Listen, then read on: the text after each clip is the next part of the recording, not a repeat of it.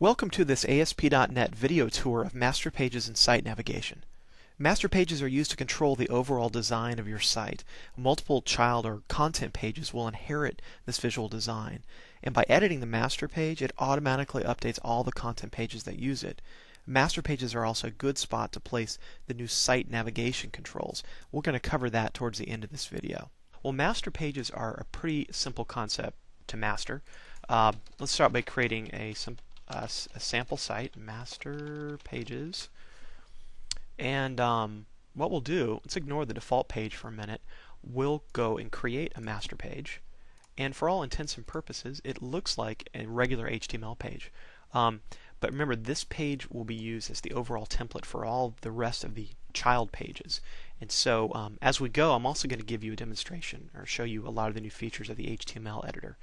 So let's give ourselves a title, Master Pages Demo, and that title will be used by all of our pages. I'm going to import some existing images and files into our project. So let me go ahead and do that. I have these in my documents, images. I have a couple of pictures that we're going to use, as well as a style sheet. So style sheets, this is a great spot to add that, so all of our pages will inherit that simple style sheet. I could also go and make changes to styles, which I'll be doing, showing a couple different ways. Here's a nice feature for the HTML editor, the document outline. That's this guy right here. So I can go through and click and select different items here. Let's say I want to change some of the body styles, like I want the left margin of 0 and the top margin of 0. This will make my page snap to the very top left corner of the browser. Then as we get down here, we notice this control here called the content placeholder. If we go to the design mode, you'll see the content placeholder. This will be where the child pages put their content. I don't want it here yet because it kind of gets in the way of my overall master page design. So I'll just delete it. We'll add it back shortly. So now I have a simple blank page with nothing but a title and the style sheet. Let's start by inserting a table. This table structure will mimic our overall site design. Now it's kind of strange. I have a top, and up here is where I'll put some kind of site header information, and here I'll have a footer.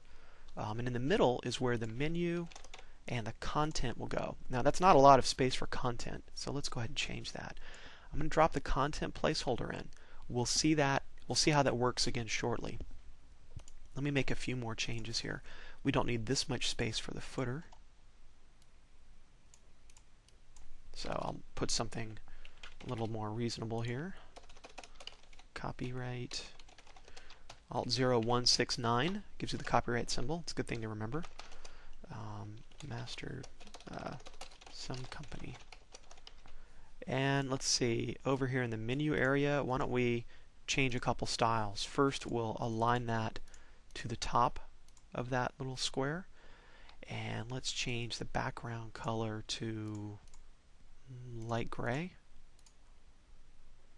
And finally, I'll give it, I want to make sure it's a minimum of 300 pixels, or set it right to 300. Okay, that's better. Now up in the header area, some of the new table design features, as you saw, we were able to insert a table, but from here you can insert another row.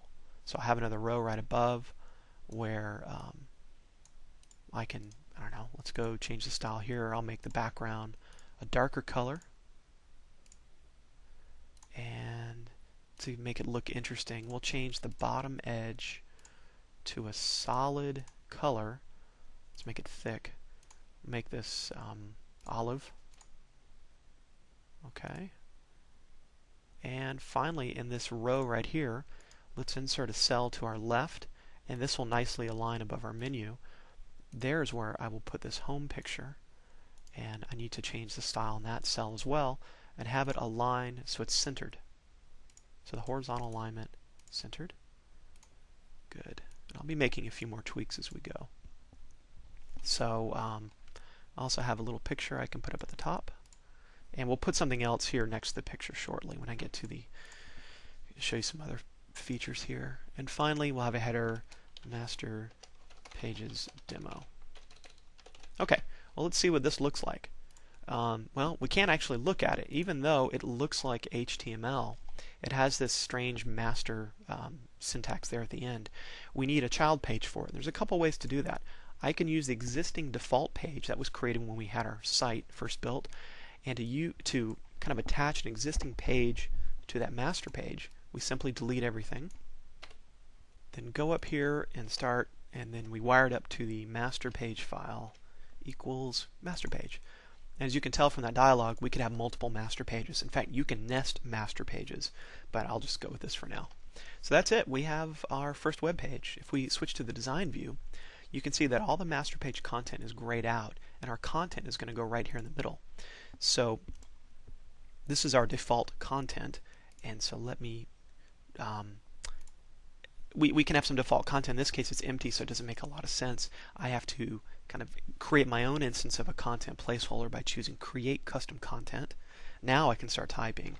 This is the default home page for the site. And if we switch back to source mode, you see it made a content placeholder for us. Now we're ready to view this. Okay, still pretty bare bones, but you can see it works. Our default page is really just that text, and it lives within the context of all this stuff. I want to make a couple of changes. I want this to align to the top, and I'll make a couple more HTML changes. Like I'd like to get this empty space gone. So let's leave that there. That empty space is coming from that non-breaking space, and if I want to align this cell to the top, I go to the text and make the vertical align to